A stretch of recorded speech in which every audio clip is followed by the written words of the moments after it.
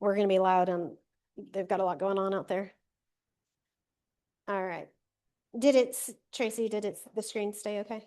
Okay, good. Okay, let's jump in. I'm going to bring up DR Horton, who is our lunch sponsor today. And guys, woo! We've got John and Brent, and so we have a group online watching and listening. Yeah. So you have to talk in the microphone or they can't hear you. Give it to him. Hey guys, how's everyone doing? Hey, well, thank y'all so much for having us out here. This is John. My name is Brent. We are part of DR Horton. Now, we are located at the Talavera community, which is right across the street from Lehman High School over here in the Kyle area. But John and I, we can sell anywhere here in Austin. So you have buyers from Kyle, Buda, up to Georgetown, Round Rock. These are the two prettiest faces in the room right here. Next to y'all. Of course, next to you. And we're here to help promote the brand new red tag sale. I got the shirt on right here. John's got his red on here, and y'all got flyers in front of you that will help show that DR Horton has 3.99% FHA, VA, and USDA rates in our communities, as well as up to $10,000 in closing costs, move-in packages, the whole work. So whether your buyer needs help on price, rate, monthly payment, the utilities, I mean, everything you want, we've got you covered here. So I'm going to hand it over to John here if he's got any. Dan? Hey, so the community of Talavera is 1.9 miles away from everything in Kyle. We're 1.6 from Ascension, Walmart, 1.9 from HEB, Costco, everything. We've got the only community in Kyle that doesn't have a MUD, a PUD, or a PID. Tax rate is 2.44. You're strong. Started 269? 69. Wow, that's strong. 50. 50. I'm new. Come on, man. Yeah. Oh. About amenities. We have a lovely little playground, plus a large walking trail system that runs through the community as well. It's an established community, really pretty, right across the street from Lehman High School again. So close to absolutely everything that you could possibly want, right? Every shop, grocery store, amenity that you need before you even touch I-35, or you can bypass I-35 and jump right on Mopac off of Kyle Parkway. So very convenient.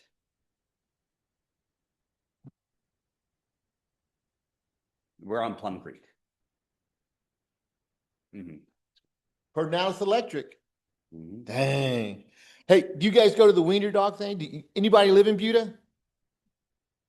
That's two of us, or three of us, four of us. Okay. They're pretty fun. Cool. You guys have any questions for us? Short and sweet. You're welcome. Thank you. We appreciate you having us in. Well, no.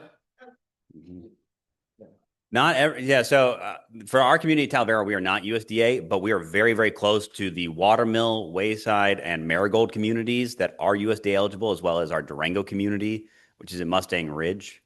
So we have a number of different options and opportunities available. And like we just said, John and I here, we got the hookup on every single community. So those numbers you see at the bottom of that flyer right there, that's the only two contacts you need to get your hookup for the entire Austin area. Prairie Lakes and South Grove as well are USDA. Thank you guys so much. All right, Lindsay, you're up. Here, I'm going to give you the microphone. Thanks for the online group. Hi, I'm Lindsay. Thank you for having me today. I'm going to be very quick, so you guys can get on your way with the rest of the meeting. Okay, if you'll see that there's some night lights right here on the desk. Yes, okay. So because I can't plug them all in, I gave you some puck lights. So if you see without the light on, it doesn't show anything. And then when you put the light on, it shows the actual photo. And it looks way better at night because it has a sensor on the night light. So it has a sensor on the night light. So whenever, no, it doesn't. And it's safety tested. The material is, it's good for heat and it's LED. So it doesn't even portray a lot of heat anyways. But yeah, so yeah. Then now, like baby one. Oh, baby. See, can't see until the like. Yeah, can you pass them back? Yes, thank you. You can pass them back through the rows. Yeah, thank you. Uh-huh. Yeah, you can send any picture. The reason I really, really love this project the most is because uh, whenever I would either have hospital visits or my family or friends would be in the hospital, I could never be there for long term because of kids and busy work schedule. I live far away from everyone. And the hospital lighting was always really bad. And I always wanted some kind of comfort item to give to them, when they're there, since I can't be there. And so what better way than a nightlight? I'm actually currently trying to get approval to donate them to the long-term care, pediatric cancer unit and long-term patient care, and then also foster care.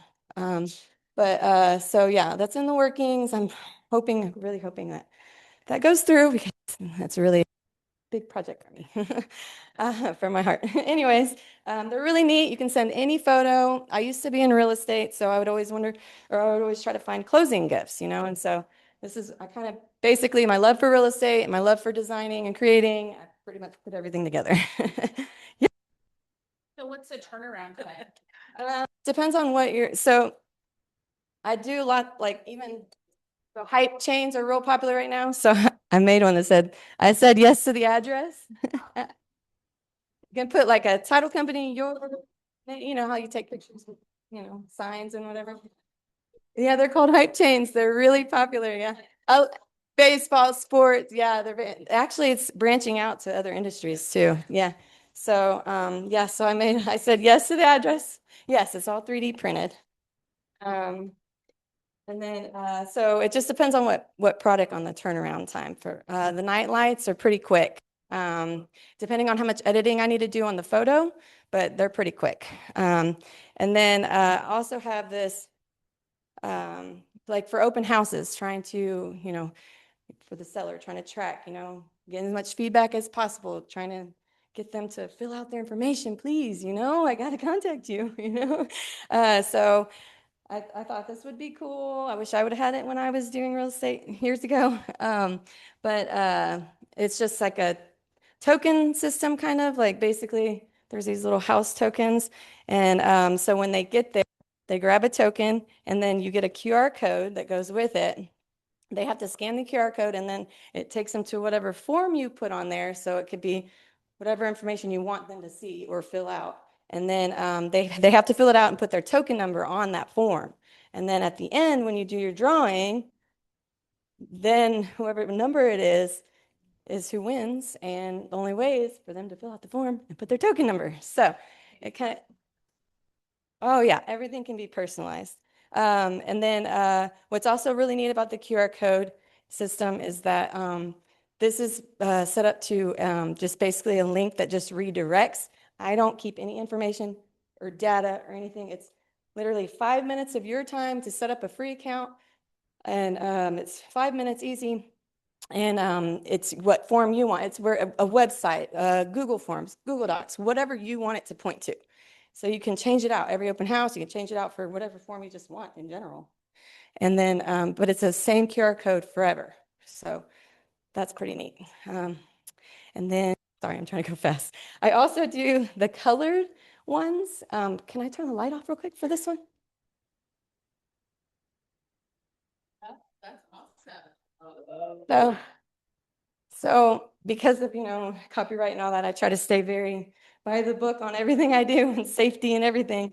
So I did, a football theme that wasn't, that can be. And those photos on those nightlights are not real client photos, by the way, that I use fake ones. So for safety, privacy. But yes, so I can do color ones in picture frames, mantelpieces, lamps. I mean, you name it. Anyways, I know you got to get to, I also have this is the prototype. It's almost done. But it is one of these that go in the top. It slides in the top and it's a key ring holder that goes on the wall. It says home sweet home on it. Yeah. So anyways, which it depends on what it is and how much editing needs to be done on the photo. Generally, they've been running about $35 for the nightlights. The open house kit, well, it depends because on the personalization of it, and then the QR code, like, you know, if you want that or not, or how many tokens you want. It just depends, honestly. But you guys can reach out to me anytime, ask any questions. I know y'all have a long meeting today, so I'm trying to go real fast because I really appreciate the time here. Thank y'all so much. Oh, yes. I actually left. So that's my information. And then I was going to leave this for your office because I'm going to update the form. It just is this right now, but I'm updating the forms. So I can give more information through that way too. Yes, absolutely. kindlightcreations.designs@gmail. That's the best way. Yes. Thank you. Thank you so much. That also be like the night. It can also be the nightlight. Everything's versatile. So like I can make these, I could do light boxes. I'm gonna steal the microphone. yeah, yeah, Like yeah. clean up. Yeah. No, that's so cool. Oh, I like the box.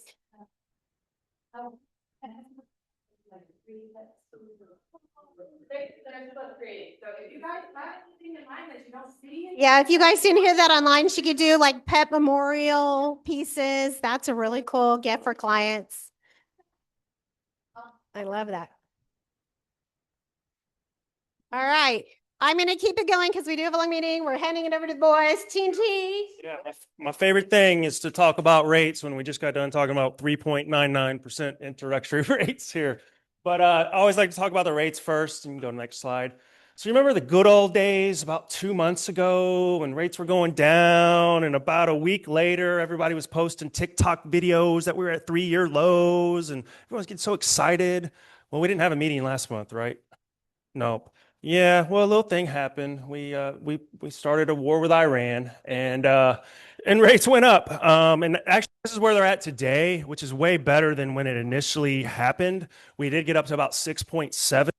I think the shock of what happened, in the Middle East is kind of digested by the market, but I think the long-term things are going to play out with like inflation reports and things like that. So it's been a wild ride for the last 2 months on our side for rates, but you can see that they are going down, especially from that initial 6.7 where that was pretty rough, and it's just tough on your clients when we're trying to quote rates and month over month they're just changing so drastically. So hopefully we get some stabilization, with all that going on. And I was going to talk about what we call non-QM loans. So, we offer conventional FHA, VA, USDA loans. We offer all the, the standard loans, but we also offer non-QM loans. And so these are loans that just don't fit within those normal buckets for typical buyers. Some of the categories are Jen's favorite, non-warrantable condos. Jen and I, and this is kind of what's been going on in my life lately, so this is just why I felt it's topical for me. But non-warrantable condos, a condo can be non-warrantable for many, many reasons, and a lot of times it just won't work Fannie Mae. So Jen and I had one that had multiple lawsuits. It was like 70% investor owned, and we had that solution to get it done, and I was really proud of that one. So thanks for all your help on that one, Jen. Bank statement loans. These are great for business owners that maybe get pretty creative with the tax returns. I always tell people I'm not the IRS. How you do your tax returns is your business. But if they don't show a lot of income, we can use bank statements to go through 12 or 24 months of deposits and come up with income. Laura and I actually had one as someone who started a new business and only had 12 months of history, and we're able to get her a pre-approval based on that. Yeah, you're a bank statement loan fan. Yeah, it truly makes a difference when on paper on the tax returns don't show income, but the bank statement loans like get us to the finish line. Asset depletion, this just basically looking at like bank statements, IRAs, stocks, whatever kind of assets you have. We use those to come up with an income figure to get you qualified. I'm helping someone who has a fixed income, but they have a ton of assets on the side. So we're using that to get them approved as well. And then anything that's like a complex income scenario, I've got one right now that is just blowing my mind and just does not fit in this traditional Fannie Mae, but I'm able to use these non-QM products. And I'll tell you more details about it if you want to. I'll take up too much time talking about it. But sometimes income is just not straightforward. And so all of these things fall in, what we call non-QM loans. It just gives your buyer an extra chance to become qualified. You may be looking at, why does this say Super Kitties up here? I was doing this late last night and I was thinking, oh, I need a superhero thing to be the hero to, save the loans. My 4-year-old daughter saw me doing this. Her thing is Super Kitties. So I added Super Kitties into my slide. Yeah. If you don't know about Super Kitties, I wouldn't say you're missing out, but if you know, you know. So yeah. And I'm going to pass it on to Tyler because he's got a different type of loan product he's going to talk about. I feel like I should put like a Blippy photo up here. That's my current world right now is Blippy. Anybody know Blippy? It's tough. It's tough. Anywho, so just like Travis saying, we always try to tell you, not bore you to death, but we have a lot of tools. We got a lot of products. And so I know I have touched on this before, the whole buy before you sell. I don't know what it is. Like Travis has got a wave of non-QM non-warrantable condos. I have like 5 people that are wanting to buy, but they haven't sold their house yet. Not everybody's going to use this program because it doesn't fit for everybody, but we have a buy before you sell program. You can click the little next slide. The big takeaways are they literally can get a cash out of their house, a 0 interest rate loan for 120 days. You are still the agent that sells the house. Y'all determine the list price. You do everything you normally would. They literally, like I said, get their upfront money. So this lady submitted an offer. She literally called me Thursday at 4:15. She applied Thursday night. I sent her pre-approval Friday morning because there was a house that she just loved, wanted to make an offer on. And I guess they priced it pretty aggressively, but the listing agent was like, well, we have an open house coming up on Saturday, whatever. But she did a strong offer, and she's from the listing agent side of things, he has a buyer coming in with a $150,000 down payment to buy this house. What a great, strong buyer. Huge benefit too is that she doesn't have a mortgage, but if she did have a mortgage on her current house, we can exclude the current payment to help qualify for the next home as well. You can go to the next slide. Notates. This is just an example. If you're going to list their house, you think it's going to be worth about $500,000. If they owe $250,000, they can probably unlock about $100,000. Then they make a non-contingent offer on the next house. And at least even from the start, prime example, this lady in her example, she had enough money for option and earnest money on the next house, but no 5% down. She got to pull from retirement or something along those lines. And had she done that, she would have had mortgage insurance on her new mortgage. Well, we're starting off with I think it's 47% loan to value on her. So she's got no mortgage insurance, low payment from the start. She's content. Everyone always says, well, hey, what's the cost? There's a 2.4% fee of the future sales price. There is a minimum. So like my lady that's literally under contract, rock and roll, her house is in Kyle at Shown Sprinkler is probably worth about $275,000. They have a minimum of a $9,000 fee, which sounds like a lot. Or maybe it doesn't. I don't know. To her, it was nothing because at the end of the day, if her dream home that she's, according to her, she's been looking for years. If she had to take an offer that's someone coming in, hey, I'll give you $20,000 off or $10,000 below list price and $12,000 in closing costs, which she immediately accepted, probably so, or had to accept it. And so I told her it's literally a kind of a convenience fee. She has no payment, on her, the money that she gets fronted. And so just a reminder, we have a lot of tools. So if it doesn't fit for everybody, but at the end of the day, if you've got somebody who, hasn't listed their house yet, or we need to hadn't done the photos, whatever, it's okay. There's options out there for someone to make an offer. And once again, you are the agent that's listed on there. You're technically, once they get the money, you need to have their house listed within 30 days. And so it's all promoted for you to keep selling, for the top dollar, but allow them to get to the next home without a contingent offer. So I think that's it. Wasn't too many. Another side of this program is if someone actually doesn't need the money, let's say they already have a good amount of savings, but they can't qualify because they have the mortgage payment on their current house. There's a lower fee option, it's only 1%, but they don't front you any money, but they just guarantee basically it'll get paid off within 120 days. So that way they don't have to factor it into their debt ratio. So just another, is that everybody's scenario? Not necessarily, but it's just a tool. So I think that's it. Little just notation. I try to put the slides in there, not to be word for word, but that way I know I talk fast because I talk this lingo all the time, but at least if, look through the slides or whatnot. But if y'all, I love it. At 120 days, 'cause that's what everyone knows. Well, what happens at 120 days? Hopefully that doesn't happen. If it does, on paper, they literally, because we can exclude the debt ratio, on paper, they have to pay off their fee and whatever money that they fronted, but nothing changes. It still gets, listed by the agent. Any extra equity that's sold on the house, all they get is their fee, and they got to pay off whatever they fronted you for the loan. So, and they'll have one more title fee because technically they got to take ownership and pay off the lien. But that's it. So everyone. You lost him. So what would happen at 120 days is Homelight would become the owner of the property, pay off what's owed to Homelight, then the owner gets the balance after the final sales price once it closes and it's all settled, if that makes sense. If it hasn't sold at 120 days, then Homelight's going to force the transaction so that they can get protected with their money, but it will still be sold resale wise to the open market, and then your client will get their balance between the two, if that makes sense. They still get the equity. Like for my lady's exact example, she'll probably get 100. Oh, my lady's example that I have, she'll probably actually I just uploaded the photos of her house this morning because it's about to be listed. She will probably get fronted 175,000. If at 120 days it doesn't sell, Homelight pays off the 175,000 and their $9,000 fee and take ownership, but they still sell it for 270, 280, whatever they decide to list and sell the house for, whatever her extra equity, it still goes back to her. So it's not.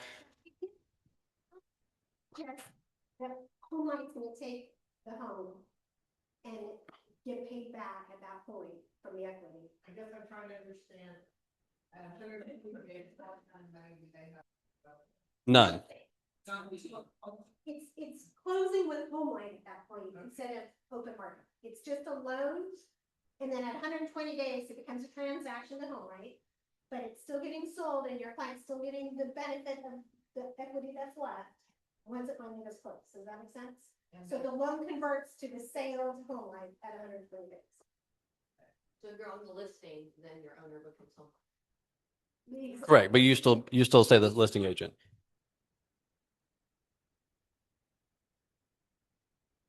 The alternative to this program, because I know Travis had somebody the other day that was debating. I know like I don't know if you say the iBuyer or whatever, like the Homeward or whatever, that come and give you like a low ball offer. Well, that low ball offer is for someone who needs, if someone needs a quick reset, I need to sell this mortgage to get out of it. This isn't it, because they won't pay off your loan for 120 days if you still have one. But you also don't have to settle on $40,000 below market or 50, whatever a low ball offer. So the goal is to get their equity and you still sell it for the maximum that you can. So.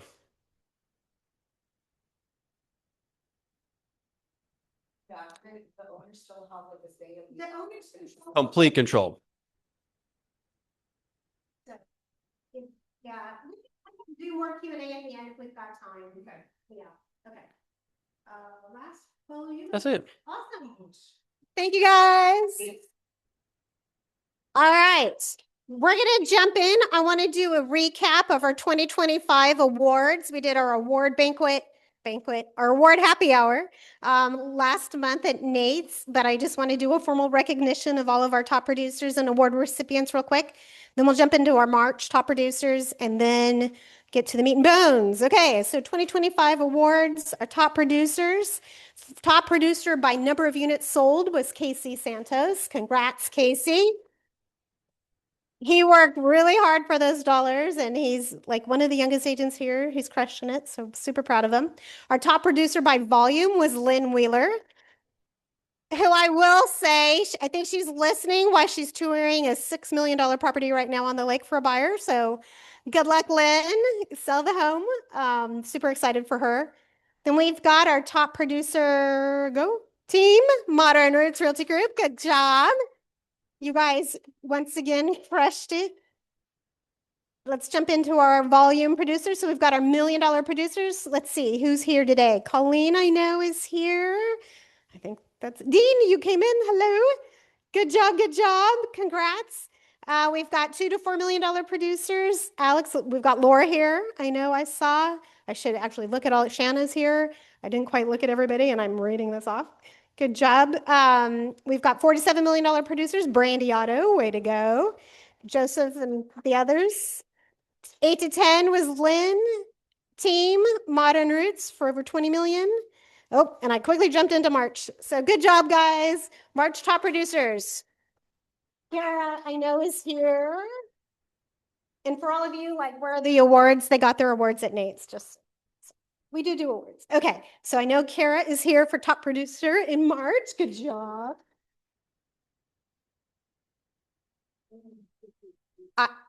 Oh, did I miss that slide?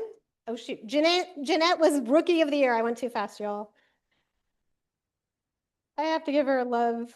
Oh, it wasn't there. Darn it, I missed the slide. Sorry, Jeanette, I owe you a slide. I did create it. Jeanette crushed it. And she is top producer for March. She is continually crushing it. I will add a note on Jeanette. The reason she has become a brand new agent and crushed it her first year and is really going to do well this year is that she niched down hard. Like, she is all about veterans. She is a vet herself. Social media, it's all social media. That she's gotten involved in veteran support groups and different fundraisers. And like, she will easily do 10 million this year, guys, like easily in production. She is absolutely crushing it. So niche is where the money's at. Okay. Oh, and congrats to Jeanette because she graduated out of the mentor program. She did that like 2 months ago, but we didn't have a meeting to congratulate her. So, all right, real quick, I saw this, wanted to share. A group that I belong to, this team, does every Easter, they egg yards of clients with kids. So they warn their clients, hey, is it okay if I come egg your yard? And then there's a sign that says you've been egged. And then they put a golden egg out there with a really cool prize and like little kitty prizes and the other eggs. And it's really cute. Clients love it. And I thought that's such an easy, fun thing to do for clients with kids. So I just wanted to make sure I share that idea with you. All right, let's jump into the market. As Travis took my thunder, rates dropped down at the beginning of the year and we were all really optimistic and buyers flooded back in because of that 5, right? The 5 number, when it's nationally told on the news that interest rates are in the 5, even if it's 5.99, they're like, oh my God, it's so much cheaper. And they flood the market. And then they went back up and they are staying up. We are seeing, and when I say, you know, I want to make sure you guys understand when I'm talking about activity, what we follow are applications. So there is a trend that a buyer applies to get a mortgage and they start shopping, right? And so we're watching applications. Are applications up this week? Are applications down this week? That is kind of the trend of our buyers engaging into the market. So I just want you to understand that's the news I watch to understand what's going on. Applications have come down, of course, when rates went back over 6. But we are seeing things pick up a little bit more. The reality is, you know, this is usually our busiest time of the year. And so I would proceed as though it is going to be the busiest time of year. And because there's nothing we can do about the conflict with Iran. Like, right, we can't control any of that. It is what it is. We're going to ride this out. So, you know, when you talk to sellers who are thinking of selling, is now a good time to sell? The answer is yes, it's a busy time. There are buyers out there. We did see from historical data, if you look at market stats from Unlock for January, February, March, you know, pendings did increase with that flutter of buyers entering the market when it went to 5.9. Pendings went up 15%, which is really good. Prices still have been coming down. The market's still softening. We're at kind of a pretty low, historical low for a median sales price for the Austin market.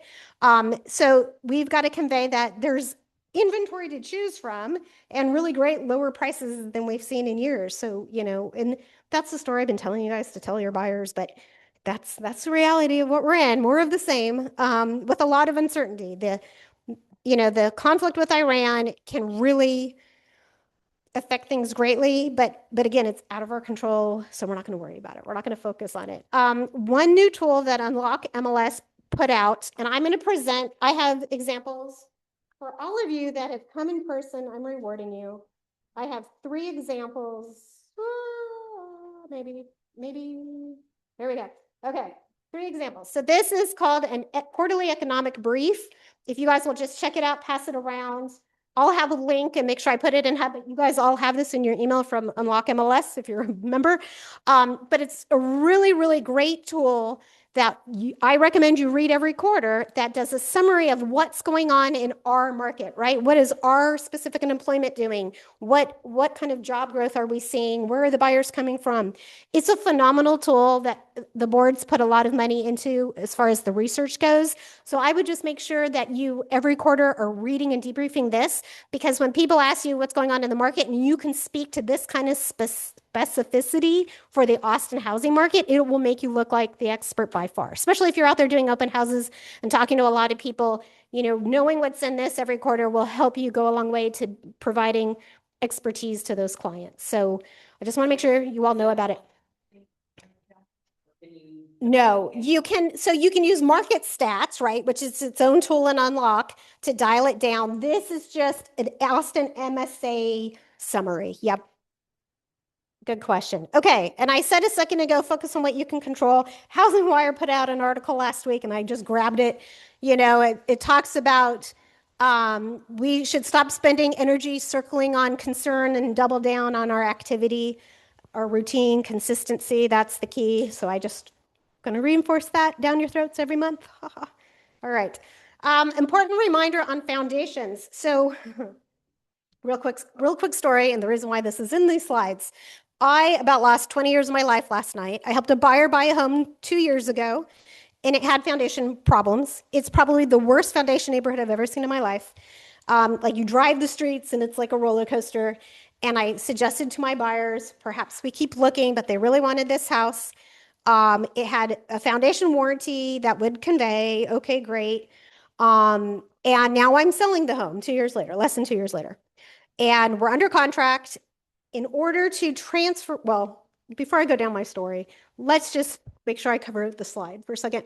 We need to pay attention to details. The point of my story is going to be, is there a transferable warranty? Is the company going to still be around when you need that warranty in place, right? Is it a fly-by-night company or is it reputable? It's been here for 20, 30 years. What work was done? I've said this to you guys before. We need to look at the grid where the home was out of level and where they put the piers, and is it just the front of the home? And that means that if the back of the home ever starts moving, your client's not going to be covered. I've had a couple calls with sellers who are like, I thought I had a warranty. And I'm like, well, when you look at it, you can see they only did 4 piers in the front corner and the back half of your house is now moved. Like that's not, but the agents are not taking the time to explain and educate these buyers. And we've got to do a good job of that. So the minute you have a buyer looking to buy a home with foundation issues, we got to slow down and look at all the details and read all the paperwork. The other big point, and my major point to this, is what's involved in transferring the warranty for the foundation. So in my client's situation, one of the things is a current fresh water pressure test and a hydrostatic sewer test performed by a licensed plumber within 90 days of transferring it. And my heart attack came last night because we just did these tests for the next buyer. We're under contract. We have to perform these tests to provide them to the buyer because they said, hey, we want to make sure this warranty transfers. And I said, yes, of course you do, which there is no warranty in place, but I'll mention that part of the story in a second. So we do these tests on Monday. Today's Wednesday. Do the tests on Monday. The interior test passed, no problem. The exterior sewage test failed. It didn't hold any water. And I'm like, oh, dear God. So we had to pay a plumber to go out to the house to scope and find out really where it's leaking in these sewer lines. To the sum of we were getting quotes of $500 to $1,000 just to assess where the leak is before you even know the quote to fix the repairs. Okay. Everybody with me so far? So we pay a plumber to go out there yesterday and we spent $500 for them to do it. There are 3 breaks in this house. The bid we got today is $27,000. This is a $200,000 house. My heart attack came when I went, because I know I don't have a transferable warranty in place. However, this foundation company will put it back in place for us, thank God. That's a different story. Where I had my heart attack was I went, oh my God, when I helped these buyers buy this house 2 years ago, did I make sure that that seller did the hydrostatic test? I don't remember doing that. I don't remember that at all. Everybody following my thought process? And I'm going, I'm going to be sued off my ass. I'm going to be paying $30,000 to fix this house. I'm losing my commission. Like total panic set in. My husband thought I was losing my mind and I was. And And I'm like, I have to stop and I have to get on my email and I have to look up all my emails to my client and find it. And sure enough, I found the damn test and it passed. I'm like, oh, thank God. Now it still breaks my heart and it makes me feel terrible. And somehow I kind of question those results because this home, they've only had it for 2 years and it's gotten this bad. Like it's terrible. But, you know, we're not gonna be able to prove that it's a like, you know, we can't prove that. It is what it is. I just had to make sure I did the right thing and I got the hydrostatic test done before we bought it and it showed it passed, right? And that's where I get worried and nervous when we're doing things quickly. We go, oh, yes, it has a warranty here, seller, buyer, here's copy, but nobody's reading the details to see, oh, we need to do these tests. We need to put it on the seller to do the tests before we own the home because if we buy it and they haven't done those tests, it could be $30,000 to our buyer. Does that make sense? Everybody following my train of thought? I was like, oh God, we're going to talk about this in the company meeting tomorrow. So that's why we're talking about this. The hydrostatic tests. So first of all, the contract says the seller's going to cooperate in the transfer of all warranties. And it's our job to make sure our buyer is protected. I think in this case, especially, the buyer should have scoped those sewer lines in their inspection. And I can't believe they didn't. When you see the roads doing this and you know the home has.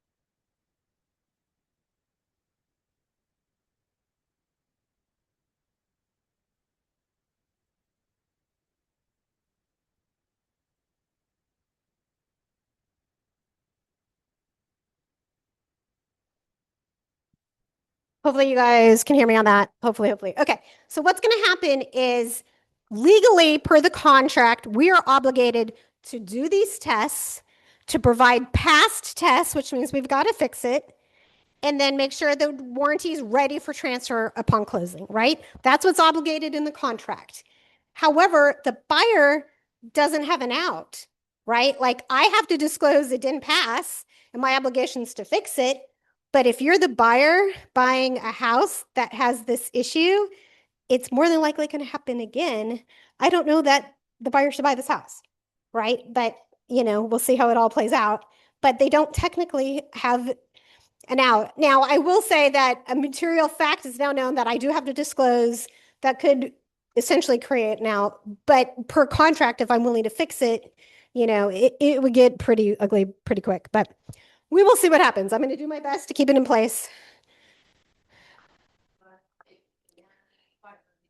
Oh yeah, my warranty. So make sure your buyers. So all of them say within 30 days of title transferring, they have to pay the $299 fee and get it put in their name. Like they all say that. There's always a fee and it's always a deadline of 30 days or so.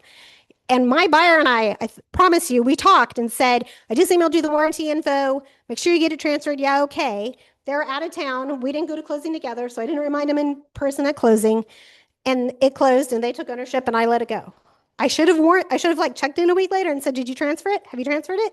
They totally forgot, never transferred it.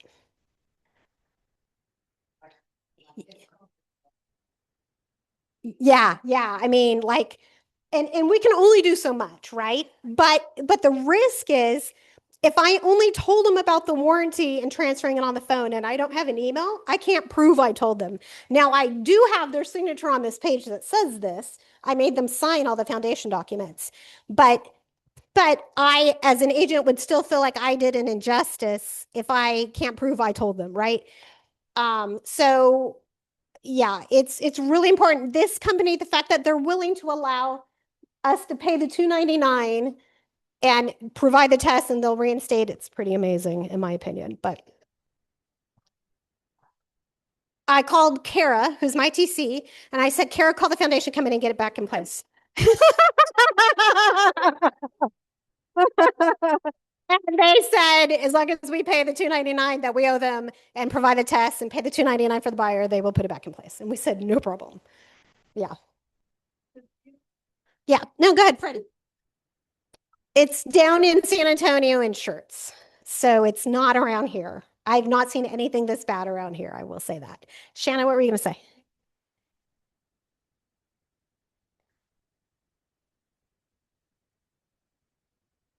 I would question if you have all the paperwork on the warranty. About transferring? So yeah, talk to them. There'll be some kind of form with more. So if I represent a buyer who's buying a home with the foundation work done, I say, hey, listing agent, get me the paperwork. I then review it. I then call the foundation company and I say, hey, because here's a good one that happens a lot. The seller will say, oh yeah, it's transferable. Well, you're the third owner and the second owner never transferred it and then it never got transferred again. Like, so I'm going to call Olshantz or whoever and be like, hey, I want to confirm that you show on file the owner as Sally Smith because that's who I'm buying the home from. I want to ensure this is transferable. And now what's happening, and I've had this happen recently, they'll say, who are you? We can't talk to you. We need permission from the owner. So I always warn the agent when I'm asking for foundation work, paperwork, I say, please have your owner give permission to Olshantz to talk to me. And then I call and I question and get all the details. And I make sure I have all the paperwork that pertains, like they'll send you everything at that point once they have permission. And then you go through and do a deep dive. The only company I know that will transfer without any kind of transfer process is Jim Romack, Level Smart, who I love. So if you guys need work done, he's by far the most reputable, doesn't charge transfer fees, don't have to do anything after closing, and has beat like a couple of you. Iris has used him, I've used him. Like he's so much. So on one of my personal homes, I bought a home. It had a $50,000 quote from Centex to do the foundation, and Jim is like $17,000. 17. 50. Jim Romack, Level Smart. And he should be on Hub. Dean. Yeah, there are foundation companies out there that structural engineers. Well, so it depends on what you're trying to do.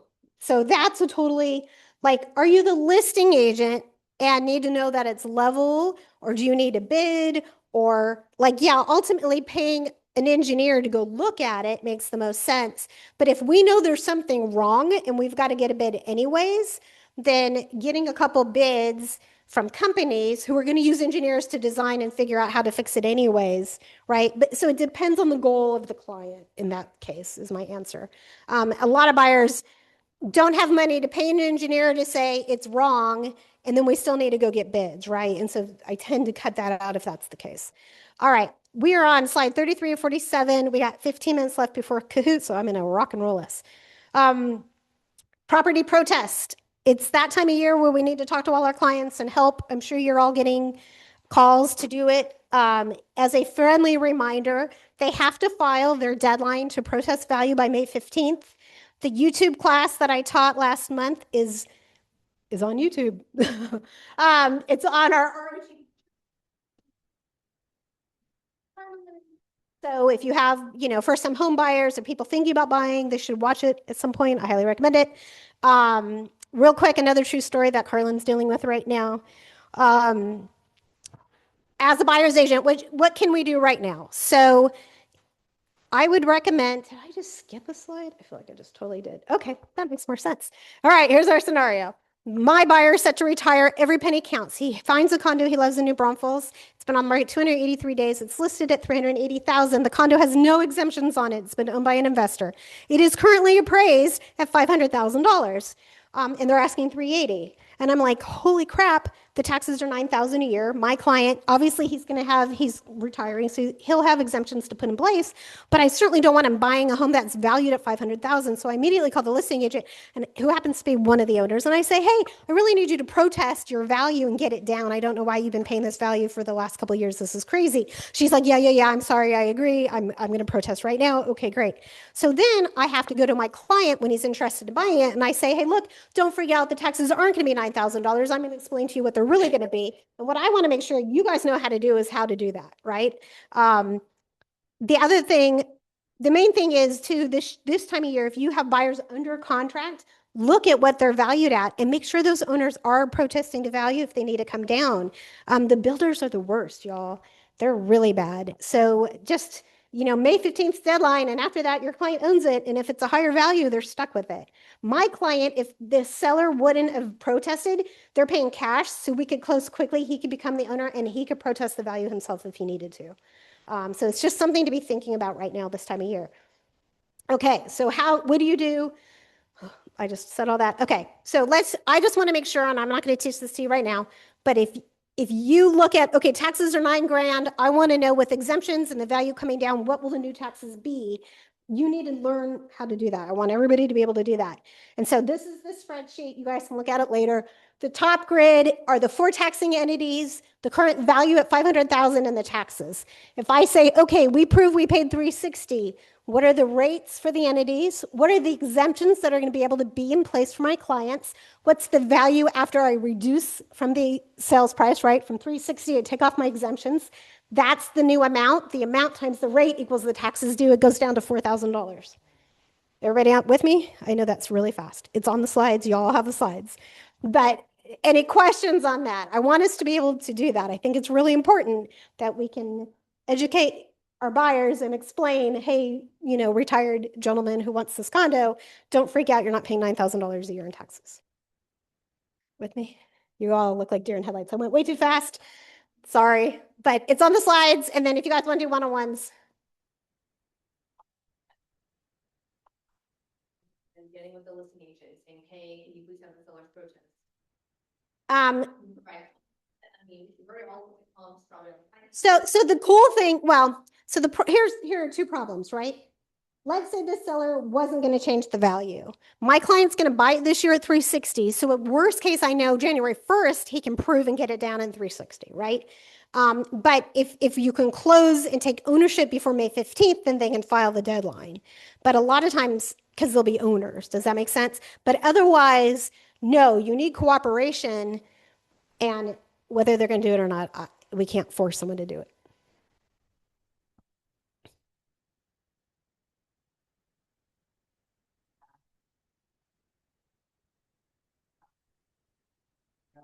Yes. You should probably protest it.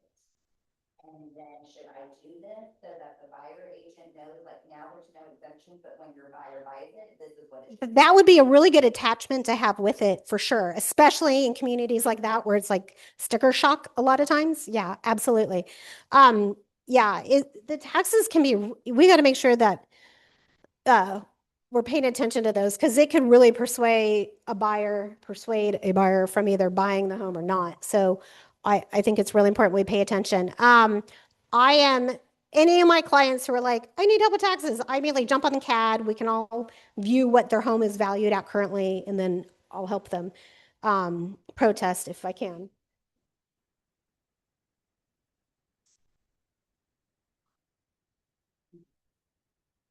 They send this closing disclosure and say, doesn't matter. So those are the best scenarios is because it's what's the value January 1st? Well, I paid in 2025 X for it. Here's proof that's what I paid. And they usually will drop it right away. They go, thanks so much. Like on the automatic reply online, You just put that in there. Like that's the easiest way to get it down. Yep. Yep. And that's what would happen with this if the seller did, is what we would do next year. Okay. AI lesson. Oh my gosh, I put too much into this meeting. Okay, here's some more examples to spread around. There's a set, and then there's 2 other sets, so like 1 for each group. Okay, really quickly. I really love this. I hope you all will do it. We will post on Hub and on the portal this prompt. So you have, I give out my examples. This is the prompt.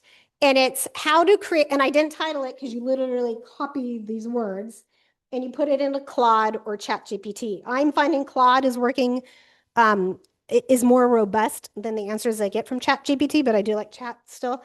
So I put this prompt with, at the end of the prompt is like you fill in information about your listing, okay? Or your listing appointment. This is for a listing appointment. So you say garlic, 2-story, 1,900 square feet, 4-bed, 3-bath, whatever. Put stuff in there at the end, and it says, put the stuff. Copy paste into Claude, and you say, hey, Claude, do your thing, and Claude spits out the words that I don't have. But you will copy what it spits out and put it into, Claude will spit it out, you copy that wording, and you put it into Notebook LM. So many stupid tools. And Notebook LM takes that prompt and creates this lovely customized marketing plan specifically for that home. And this is a PDF presentation. Notebook LM will make this any kind of thing you want it to be. So it could be a 1-pager slide, it could be a presentation, it could be, I don't know, there's a million, like, there were a million options, but that is called the slide deck. And I said, take this data and make it a marketing presentation slide deck for my seller. And that's what you get. And it's really pretty in color. And you can tell it the colors to use. You can add a logo. It doesn't like photos, but you can add logos. It's really amazing and very impressive. So if you're like on listing appointment, or you're going to be on a listing appointment and you're competing against other people to really show your expertise, your creativity, like, I think this is amazing. And it got very, very specific in the answers, like, you know, post this Instagram story at this time on this day. And like, it was mind blowing. Now, of course, when you go on the listing appointment and you provide all this marketing data, you got to make sure you follow through and do all those things. So something to keep in mind, but I just wanted to share that AI lesson for the month. Okay. A couple quick things on MLS that we've learned. Subdivision, for some reason, tax records, and I've just seen it lately more, and I don't know why. I think it's just a fluke, but if you're a listing agent, make sure subdivision is pulling into your listing correctly. Like sometimes it pulls part of the legal address, which is a bunch of words in the beginning, and then eventually the subdivision name's in there. Like clean all that out and make sure it just says the subdivision name. Otherwise, if people are searching by subdivision, they're never going to find your listing. And if you're searching by subdivision, I would recommend you add the asterisk before and after so that you're making sure you're covering and looking at things if there's weird, bad data in there. Does that make sense? Okay. Do not use MLS area if you're searching for listings because HAR and SABOR listings will not pull in. They do not use MLS area like we do. And so you're automatically excluding all of those listings if you're searching by MLS area. That is a problem. I love to search by MLS area, and I've had to break my habit of doing it.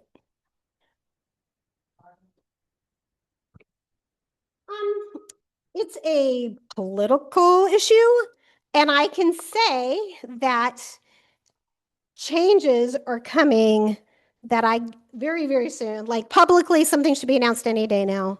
But that's all I can say. Okay. Do not use minimum price for searches if you want Flex listings to show up because Flex does not require a price. So if you're like, oh, I'm looking between 5 and 700,000 in this neighborhood, don't put the 5 or you're gonna miss the Flexes. Make sense? All right, so those are just some FYIs I've learned. Max. Yeah. Because it's thinking it's 0 essentially in that search. Yeah. So I just want to make sure. Okay. We're doing okay. All right. Death class. That's what it was titled. I did not title it. Lucinda, bless her heart, taught death guardianship and some other word class last week, and it was very, very good. It's a lot of information. I'm not going to try and teach you all of it right now. I just recommend you take her class when she does it again, and then we're playing some Kahoot questions with it. Y'all will love me for that. But really quickly, I have a situation right now where 4 owners are on the property. One, this was my listing appointment Monday. One of the owners passed away. We knew he was going to pass, so it wasn't so tragic, but it was still hard. One has passed, and another one is not healthy. And so in my listing appointment, I had to say, are you probating the will? And she said, no, no, no, we did joint tenancy with rights of survivorship so that we do not have to probate the will. They purposely did that. I said, great, I will confirm. So I pulled title and I asked title company A, hey, here's deed with rights of survivorship. Are we good to go? No probate. They declined to insure it that way. They are not going to close it that way. And I'm like, what the heck? And they're like, well, our underwriter examined it and feels like an attorney may not have written that because there's no attorney name on the form and there's not one required. It was notarized. It was all done perfectly fine. And so that title company will not insure it. So now I've had to take it to title company B and said, hey, can we close this without a probate on the will? And they are going to determine. And I have a C company I will use, and I know C will do it.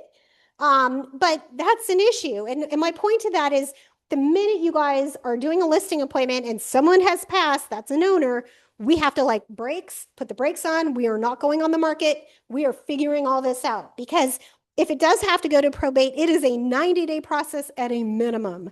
And it can be done quickly and easily, like 90 days. I made that sound like it's long. It's not that bad. But where it could really get ugly is if there are air or there's no will, that can cause problems. If there's a lot of air, like it can get messy fast. I had one that we got under contract, then realized that someone had died and we thought it was fine, but that person who died had had previous kids that nobody knew about, and that was a problem. And it took us a year to get through that. And so her class goes into like court ordered, mandated, all those kind of things. Like it's a really good class. I really recommend you guys take it. But my key takeaway is just like the minute you know there's a deceased owner, we're getting title involved and you're working with them to make sure you're okay to get it on the market or not. And they'll say, we need these items from the seller, you know, they'll help you, but you've got to stop and pay attention to that. Okay. Okay. I feel like I'm screaming at y'all. Okay. May company meeting. If you hadn't noticed in the OneNote last week, we are going to join Paul at the range and go shoot guns. And you're like, what do guns have to do with real estate? I hate guns. I don't want to do this. I do not. I took conceal and carry with some of you 10 years ago, and I never got a gun. And I cried in the class. It was horrible. So I really did. It was horrible. But I do believe in safety. I do believe in educating ourselves. I do believe we live in kind of a scary world. And from what Paula said, everybody loves shooting guns at the range. And so I'm like, okay, what the heck? Let's go do it. So I'm trying something new. And we're going to go shoot guns. But he has a private meeting space. So we're going to do it, our company meeting in May in the event space, do our meeting with food, all the normal. And then you guys can leave and not shoot guns, or you can stay and hang out and shoot guns for 2 more hours. So whatever you want to do, everybody who's so far involved is so excited about it. And those that have gone and shot, Jalen, you've shot there, right? It was fun. Really fun. Yeah. I mean, people love it. And if you're a gun enthusiast, that's awesome. Maybe I'll get better at it. I don't know. Okay. Tom Ferry Summit. Yes. Question. Oh yeah. Amanda will be there with you. She's got a couple. All right. So every year, except the last couple years, because the market has been so crappy, we usually go to Tom Ferry Summit, and Summit has been in Dallas for the last 100 years, but it's going back to Anaheim this year, which is really exciting because I love to go to Disneyland. Last time Summit was in Anaheim, Amanda went with me and Laura, and we went to Disneyland. So if you want to go to Disneyland and have fun with me this summer, let me know, and I'll get you more details on Tom Ferry Summit. And you're like, who the heck is Tom Ferry and what is Summit? If you've been with me a while, you know who Tom Ferry is because I talk about Tom a lot. But he is a real estate professional coach. He has a coaching organization, and every year he gets all of his agents, thousands and thousands of agents together, and does a 3-day like debrief on where we're at, what you need to do to crush it this next year. It's really a motivational, kind of inspirational 3-day workshop. I highly recommend it. I love it. And so if you guys want to go, shoot me an email so I can kind of put together a list, and I'll get you all the details and we'll work together to go on it. I think it'll be super fun, and I'll get us discount tickets, depending on how many want to go. Like, I should have looked it up, but I was running out of time. I will find out though. I'll put it in the OneNote. Tracy, will you email me to put in the OneNote? I'll put the details in the OneNote. Unfortunately, he tends to like to do it like the week school starts. Like that's how it always is. But I feel like he's learned his lesson, and maybe earlier in August this year. I think it's earlier in August, but I'm not. I'll find out. Is it? Okay, that would be amazing. Okay. One more quick question, and then we're going to Kahoot it. Q&A with me. So I have been offering twice a month Q&A with the broker. And forever, you guys were coming in droves, and we were filling up the conference room, and it was fabulous. And then the last 3 have had one person come, and I'm like, okay, maybe we don't need to be doing this. So my question to you is, do you all want it? I'll put it back on the calendar. But if you do want it, I need you all to come. And if you want it and you want to come, you don't have to come with questions. You can come and listen from everybody else. And I usually teach helpful things, and I reward you for being there and give good ideas. So, but again, let me know. I'm not putting it on the calendar unless I have a few who say yes, please. So just throwing that out there. All right. Huh? Oh, okay. So Tuesday, yeah. So email me your feedback and I can take it into account. I can definitely, like the day piece we can fix. Like I think we ran into a couple Tuesday conflicts, and so then I moved it to Monday and never moved it back. But we can do that. But of course, you are about to have a baby and be off for a little while. Okay, we'll get a couple more. That's true. We do like to hold babies. That is very true. All right, let's take a break, grab lunch, jump on Kahoot. If you guys need to leave, I understand.